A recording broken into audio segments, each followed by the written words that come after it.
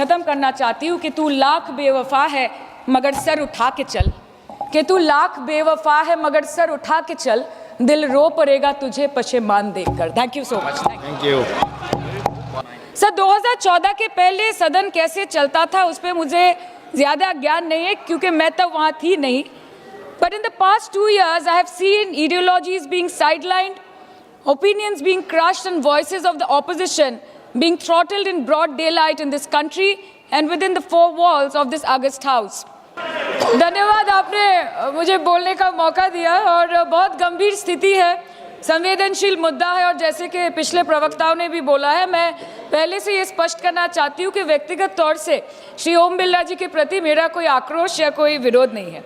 Sir, there is nothing which is driven out of personal grievance, but it's certainly our expectations of the Honorable Chair and the values and principles of fairness and impartiality with which it should be integral to its functioning. Sir, काफ़ी चर्चा already हो चुकी है, so now let us cut the long story short and come straight to the point. The problem, Speaker, sir, is that there is hardly any democracy left in this country, be it social, be it religious, be it electoral, be it political, or be it parliamentary. Or should I say that it is practiced only when it is most convenient to the ruling party.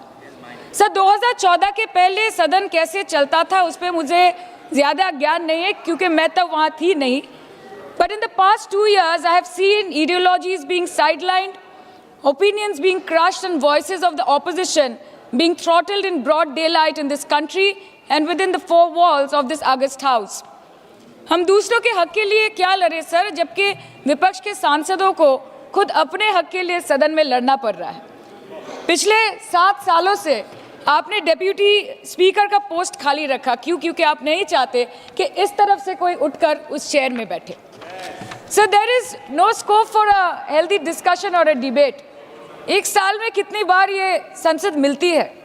The number of sittings have been reduced drastically. 2009 से 2014 के बीच 15th Lok Sabha में 356 दिन ये house चली, सालाना 61 दिन, और 2019 से 2024 के बीच 5 साल में सिर्फ 274 दिन, average 55 days yearly, making it the shortest full term Lok Sabha since 1952। 2025 के मॉनसून सत्र में निर्धारित 120 घंटों में सिर्फ 37 घंटे लोकसभा और सिर्फ 41 घंटे राज्यसभा की कार्रवाई चली। 2025 में टीएमसी के राज्यसभा के माननीय सांसद श्री डेरेक ओब्रायन जी ने प्राइवेट मेंबर्स बिल के माध्यम से ये प्रपोज किया कि एटलीस्ट सालाना 100 दिन ये सदन बैठे। सर ये सिर्फ विपक्ष का, हमारा प्रेरोगेटिव नहीं हो सकता, ये ट्रेजरी बेंच का भी प्रेरोगेटिव होना चाहिए और इस माननीय चेयर का भी प्रेरोगेटिव होना चाहिए। सर पार्लियामेंट चलाने में हर मिनट 2.5 लाख रुपए खर्च होते हैं, हर मिनट 2.5 लाख रुपए खर्च होते हैं। 2014 से लेकर 2024 के शीतकालीन सत्र तक कुल मिला के 2200 मिनट, 92 दिन और 3,300 करोड़ रुपए का लॉस हुआ। क्यों? क्योंकि आप नहीं चाहते थे कि महत्वपूर्ण विषयों पर चर्चा हो। अध्यक्ष जी, ये चेयर का काम है निश्चित करना कि ये सदन चले, ये विपक्ष का काम है सवाल उठाना, और ये सत्ता पक्ष का काम है कि वो हर सवाल का जवाब हर उस इंसान को दे जिसके टैक्स के पैसे से ये सदन चलता है। परंतु ये बोलते हुए मुझे खेद है कि सरकार ने इस देश के पॉलिसी मेकिंग प्लेटफॉर्म को अपना एडवर्टाइजमेंट पोर्टल बना दिया है। And they are manipulating this honourable chair to silence the opposition and this august house to blow their own whistle, and they are trying to murder parliamentary democracy by rendering institutions toothless.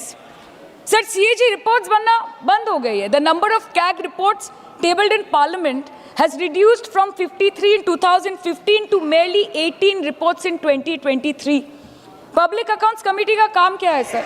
अगर reports ही नहीं बनेंगी, tabled ही नहीं होगी, तो public accounts committee में जाएंगी कैसे, scrutiny भी कैसे होगी? How will the Parliament and the people of this country know about the irregularities, the wasteful spendings, inefficient contract management, and substandard project implementation taking place in this country every day in each department? You have completely eliminated the concept of transparency and accountability. The BJP government merged the 92-year-old independent railway budget with the union budget 2017.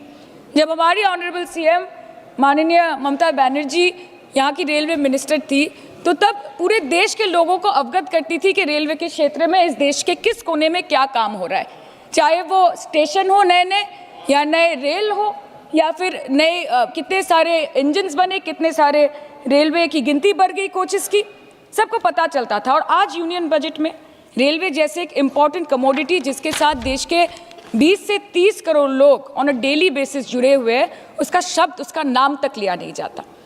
आप overnight रात के 12 बजे 1 बजे bills लेकर आते हैं, और सामान्य बिल्स नहीं सर, बिल्स जो लोगों का वर्तमान और उनके भविष्य के साथ डायरेक्टली जुड़े हुए हैं। फार्म लॉज, वक़्फ़, BNS, the Constitution 13th Amendment Bill 2025, which says removal of ministers on detention, changing Manrega to VBG Ramji, and you expect us to read, research, review and rise to speak on it within 12 hours of it being brought?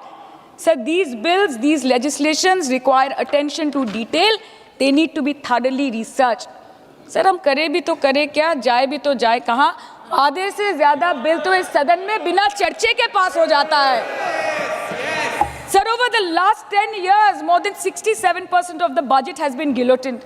Between 2019 and 23, about 18% of the union budget was voted out on without discussion. In 2023, the entire union budget, and in 24-25, 89% of the budget was passed without discussion. एक साल चुप बैठने के बाद opposition के दबाव में आकर आप मणिपुर पे चर्चा करने पर मजबूर हुए, और किया भी तो कब? रात के 2 बजे जब देश सो रहा था। आप चाहते हैं कि हम ये सब देखें और इस सदन में चुप रहे। बंगाल के हक का 2 लाख करोड़ बाकी है।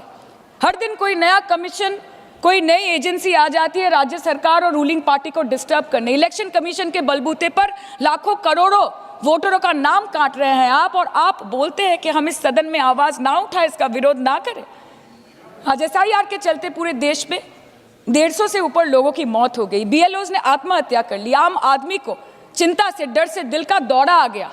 105 साल की बूढ़ी माई से लेकर व्हीलचेयर पे बैठा एक विकलांग भाई तक, गर्भवती महिलाओं को हियरिंग के लाइन पे घंटों दर घंटे आपने खड़ा करके रखा। मतदाताओं के पहचान को, इस देश के मतदाताओं के पहचान को, 100 साल से इस देश को अपना घर, इस धरती को अपनी माँ समझने वाले, हर धर्म, हर समुदाय के लोगों के आत्मसम्मान को दिन दहाड़े अपने पैरों तले कुचलने का काम किया है आपने, और आप कहते हैं कि हम विरोध ना करें और हम चुप बैठे। सर बाहर विरोध करते हैं तो FIR होगा, ED CBI होगी, कार्रवाई होगी, और सदन के अंदर प्रोटेस्ट करें तो सस्पेंड कर देंगे। सर हमारे साथी आज भी मकर द्वार पे बैठे हैं बाहर सस्पेंड होके। 2023 के विंटर सेशन में 141 ऑपोजिशन MPs को एक साथ सस्पेंड कर दिया गया था, और करने के बाद भारतीय न्याय संहिता लेकर आए एक नया क्रिमिनल लॉ जो पूरे देश के क्रिमिनल कोड के प्रोसीजर को बदल देता है, जो स्टेट्स के लॉ एंड ऑर्डर को डायरेक्टली अफेक्ट करता है। सर बाहर भी बुलडोजर चलाएंगे और सदन के अंदर भी बुलडोजर चलाएंगे। सर ऐसा नहीं होता है। ये ताकत की बुलंदी भी पल भर का तमाशा है सर, कि ये ताकत की बुलंदी भी पल भर का तमाशा है। जिस डाल पे बैठे हैं वो टूट भी सकती है, जिस डाल पे बैठे हैं वो टूट भी सकती है। इसलिए ख्वाब जरूर देखिए, लेकिन ख्वाबों में घर बना के रहने की गलती मत कीजिएगा। सर आज 303 से ज्यादा MP आपके हैं, 2000 से ऊपर MLA आपके हैं, 21 राज्य आपका है। हर डिबेट, हर डिस्कशन, हर बिल पे बोलने के लिए 70% वक्त आपको मिलता है। मीडिया आपका, सब उनका है। हम अपने लीडर का नाम 1 से ज्यादा 2 बार बोले तो हम पे रोक लगाई जाती है, और ट्रेजरी बेंच वाले वहां बैठ के पार्टी का नारा लगाते हैं और अपने नेता मंत्रियों का नाम जपते हैं, तो तब सब ठीक है सर, कोई प्रॉब्लम नहीं है। सर इस सदन का कैमरा, बहुत मेरे साथी बोल रहे थे कि कैमरा भी ये सब देख देख के कॉम्प्रोमाइज हो गया। बोलते हमें दिखाता आप लोगों को है। माइक जब हमारी बातें खलने लगे तो माइक ऑटोमेटिकली ऑफ हो जाती है। सर ये पता है सबको। मैगजीन दिखाना, किताबों से कोट करना राहुल जी, अखिलेश जी, अभिषेक जी को अलाउड नहीं है, पर ब्लू आइड बॉय को अलाउड है सर, अलाउड है सर। मैं नाम नहीं ले रही हूँ, अच्छी बात बोलिए। आप सही कहते हैं सर कि देश देख रहा है, देश सच में देख रहा है कि कैसे ऑपोजिशन आह भी करती है तो हो जाती है बदनाम, और वो कत्ल भी करते हैं तो चर्चा नहीं होता। और हम मानते हैं हम मानते हैं कि एलओपी का सलाहकार कोई नहीं है सर, परंतु प्रधानमंत्री जी का सलाहकार बनके उनको सदन में आने से रोक दिया ये कहकर कि महिला सांसदों से उनको खतरा है। सर, आपने तो हमको देशवासियों के सामने आतंकवादी बना दिया, और जबकि असली आतंकवादी इस देश में साइकिल चला के घुस जाते हैं और पैदल वापस चले जाते हैं, आप उनको रोक नहीं पाते। भारत पे चीन का आग्रासन आप रोक नहीं पाते। भारत किससे तेल खरीदेगा, कितने दिनों के अंदर खरीदेगा, किससे दोस्ती निभाएगा, किससे दुश्मनी बरकरार रखेगा, कोई और देश का राष्ट्रपति हमें ट्विटर पे आके लेक्चर देता है, इंस्ट्रक्शन देता है, आप उसको रोक नहीं सकते। और सदन में हम सांसदों को रोक के you feed on your ego. Sir, कृपया इतना भरोसा रखिए कि लड़ाई नीतियों की है, विचारों की है, आपके और हमारे परिवारों की नहीं, इस देश के लोगों के अधिकार की है। हाँ, लड़ते हैं हम आपसे, हम लड़ते हैं आपसे, संविधान हाथ में लेके लड़ते हैं, हाथ में हमारे तलवार नहीं है सर।